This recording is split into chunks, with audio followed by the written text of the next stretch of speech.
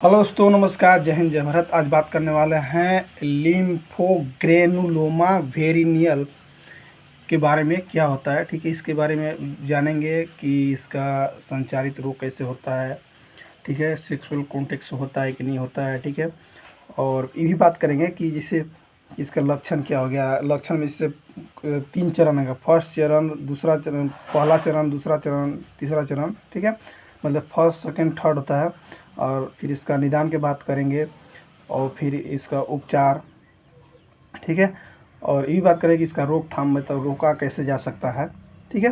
मतलब कोई भी मरीज आता है ना, किसी भी डॉक्टर के पास, जैसे कोई भी मरीज आता है, ठीक है, दुनिया में बात कर रहे हैं कि दुनिया में कहीं भी पेशेंट आता है किसी डॉक्टर के पास, तो बस उसका रोकथाम बताएगा, मेडिसिन बताएगा और बताएगा कि आपको ये चीज़ से परहेज़ रखना है और इस सब से मतलब आपको संपर्क नहीं करना है ताकि आप सुरक्षित रह सकें, ठीक है। रोकथाम, उपचार बताएगा और परहेज, ठीक है, ये बताएगा। उसके बाद अब धीरे धीरे बीमारी ठीक हो जाने लगती है, ठीक है। तो बात करते हैं जैसे कि लिम्फोग्रेनुलोमा वेरेनियम क्या होता है। बता दूं कि ये कौन सी बीमारी अथी होता है। इसका कोजेटिव ऑर्गेनिज्म क्या होता है। इसका क्लेमाइडिया ट्रोकोमेटिस के कारण होने वाली डिजीज है, ठीक है। इसका स्पीड क्या होता है। इसका स्पीड होता है सेक्सुअल कॉन्टैक्ट से। जब भी आप मतलब संबंध बनेगा तभी बीमारी फैलेगा, अदरवाइज फैलने वाला नहीं है, ठीक है। और इसका इंक्यूबेशन पीरियड क्या होता है। इंक्यूबेशन पीरियड होता है 3 से 12 दिन तक होता है, ठीक है, ठीक। तो इसमें क्या होने लगता है, बता दूँ कि ये अगर बीमारी किसी व्यक्ति में हो गया तो क्या क्या उसको देखने को मिलेगा। 2 या 3 चीज़ से परेशानी होता है। क्या, या तो कमर में दर्द होगा, ठीक है, या क्या होगा, सूजी हुई लसिका ग्रंथि, ठीक, कमर में दर्द और सूजी हुई लसिका ग्रंथि। तीसरा का ही कभी कभी मलाशय में के संक्रमण के कारण ब्लड भी आने लगता है, ठीक है। तो क्या होता है बता दूँ इसके बारे में। टोटल मतलब मैं शॉर्ट में बताया, फिर उसका पूरा डिटेल में बता रहा हूँ, ठीक है। बता दूँ कि लिम्फोग्रेनुलोमा वेरिनियम एक छोटे अक्सर अनदेखे छाले के रूप में शुरू होता है, ठीक है, जो जल्दी से ठीक भी हो जाता है और किसमें ठीक जल्दी नहीं ठीक होता है, ठीक है। फिर लसिका ग्रंथि में सूजन और कोमल होने के कारण ये सब होता है, ठीक है। कोई कोई डॉक्टर जिसे क्या करते हैं कि जैसे किसी में हो गया तो डॉक्टर के लक्षण के आधार पर क्या करते हैं कि संक्रमण का संदेह होता है, जिसे लगा कि कुछ डाउट हमको लग रहा है, तो क्या करते हैं कि उनको ब्लड टेस्ट करवा लेते हैं, ताकि ब्लड टेस्ट करवाने पर उनकी पुष्टि हो जाती है क्या है नहीं क्या, ठीक है। और बता दूं कि 3 हफ्ते के लिए दिए गए जैसे कोई मेडिसिन उनको देते हैं, ठीक है, तो इसके लिए आप ठीक हो जाएगा, लेकिन लसिका ग्रंथि आपको सूजी ही रहती है, ठीक है। अब इसमें क्या करना होगा, जैसे कि जननांग सेक्स के दौरान कंडोम का इस्तेमाल करने से लिम्फोग्रेनुलर वेरिएंट से अन्य संचारित रोग संक्रमणों को एक व्यक्ति से दूसरे व्यक्ति से बच सकते हैं आप, ठीक है। जब भी आप सेक्सुअल कॉन्टैक्ट करते हैं तो अब बता दूं कि जब भी ये बैरियर मेथड अपनाए या कंडोम बताया जरूर कंडोम अपनाएं, अदरवाइज नहीं तो सब डिजीज होने के चांसेस हो जाते हैं, ठीक है। बता दूं कि ग्रेनुलोमा वेरिनियम क्लेमाइडिया ट्रैकोमेटिस के प्रकार के कारण होते हैं, ठीक है। जैसे जो उन लोगों से लगता है अलग होते हैं जो आमतौर पर मूत्रमार्ग को क्या बोलते हैं, यूरेथ्राइटिस बोलते हैं, ठीक है। और गर्भाशय ग्रीवा क्या बोलते हैं, गर्भाशय ग्रीवा को उसको बोलते हैं जो सर्विसाइटिस बोलते हैं, ठीक है, के संक्रमण कारण होता है, ठीक। अभी बात करें कि अब इसमें अब इंटरेस्टिंग वाला बात हो गया जिसमें कि लिम्फोग्रेनुलोमा वेरिनियम ज़्यादातर ट्रॉपिकल और सब ट्रॉपिकल क्षेत्रों में पाया जाता है, ठीक है, और संयुक्त राज्य अमेरिका में बहुत कम पाया जाता है। जैसे यूएसए चाहे अमेरिकन क्षेत्र में जाइएगा तो वहाँ पे ये सब डिजीज कम मिलेंगे आपको, ठीक है।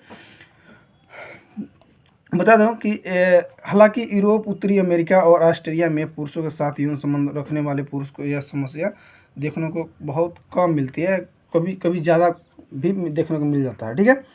और इन जीवाणुओं के कारण होने वाले रेक्टल संक्रमण उन लोगों को अधिक आम हो जाता है जो सेक्स गुदा में संलग्न हो जाते हैं, ठीक है। अब किसी व्यक्ति के अगर डिजीज हो गया, ठीक है, तो इसका बता दूं कि लक्षण क्या क्या दिखने को मिलेगा, ठीक है।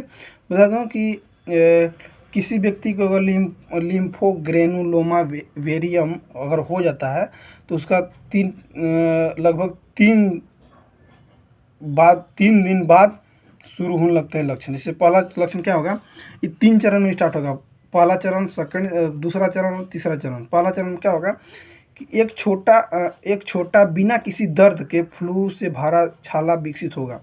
आमतौर पर लिंग पर या योनि में आमतौर पर छाला एक घाव बन जा सकता है, ठीक है, जो जल्दी से ठीक हो जाता है और अक्सर ध्यान में नहीं आता है, ठीक है। ये होता है मतलब छाला टाइप पड़ा, एक दिन 2 दिन 3 दिन बाद धीरे धीरे ठीक भी हो गया, ठीक है, और उससे कभी कभी दर्द भी नहीं करता है, ठीक। दूसरा के चरण क्या होता है, दूसरा के चरण में होता है कि आमतौर पर लगभग से 2 से 4 सप्ताह के बाद शुरू होता है, ठीक है। और पुरुषों में 1 या 2 तरफ कमर में लसिकाई ग्रंथि सूज सकती है और कोमल भी हो सकते हैं। बता दूं कि बढ़ी हुई कोमल लसिका ग्रंथि, जिसे बुबोस कहते हैं, गहरे ऊतकों और ऊपरी त्वचा से जुड़ी जो ऊंची जाती है वो एबेलेक्स बन सकती है।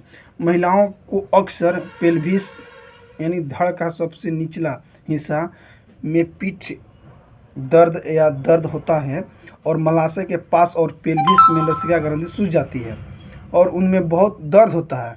पुरुषों और महिलाओं में दोनों में प्रभावित लसिका ग्रंथि के ऊपर ही त्वचा टूट सकती है, जिससे एक मार्ग जिसे साइनस पथ कहा जाता है, जो मवाद या खून को बाहर निकलने और त्वचा पर निकालने की अनुमति देता है। बुखार हो सकता है कि और सामान्य रूप से भी बीमारी महसूस करा सकते हैं।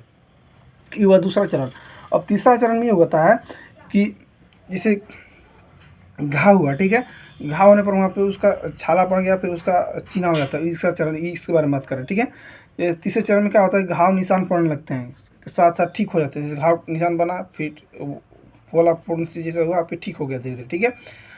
और लेकिन साइनस ट्रैक जारी रह सकते हैं या बार बार उनकी समस्या हो सकती है। यदि संक्रमण लंबे समय तक रह सकता है तो यह समस्या बार बार होती है, ठीक है।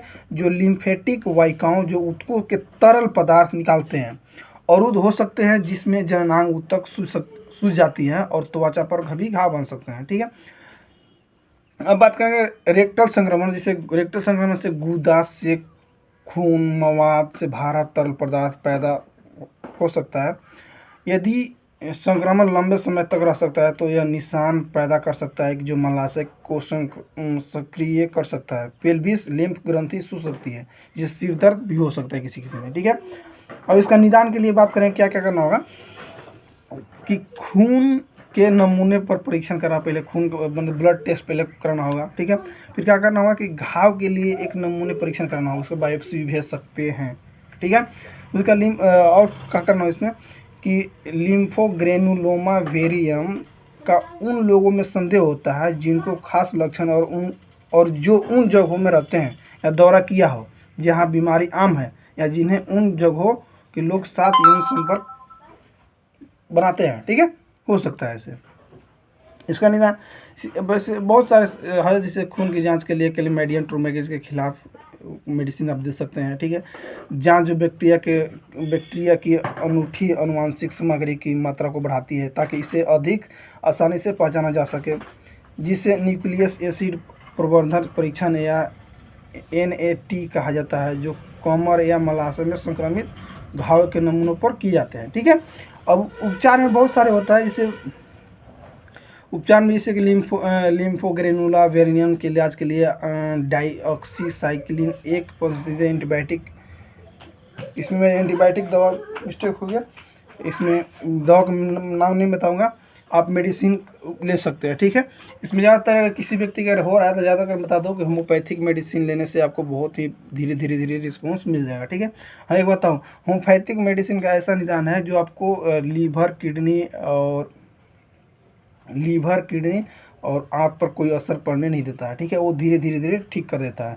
हाँ, लेकिन अगर अब ये अंग्रेजी दवा खाते हैं तो आपको धीरे धीरे लीवर किडनी और धीरे धीरे मारना स्टार्ट करता है, अगर लंबे समय से खाते हैं तो, ठीक है। ठीक है दोस्तों, तो मेरा सलाह है कि जब भी किसी व्यक्ति को बीमारी हो तो लॉन्ग टर्म में मेडिसिन चलाना पड़ता हो तो आप बता दूं कि आप होम्योपैथिक मेडिसिन का उपयोग करें, ताकि आपका किडनी, लीवर ये सब सुरक्षित रहे, ठीक है, हार्ट सुरक्षित रहे, ठीक है।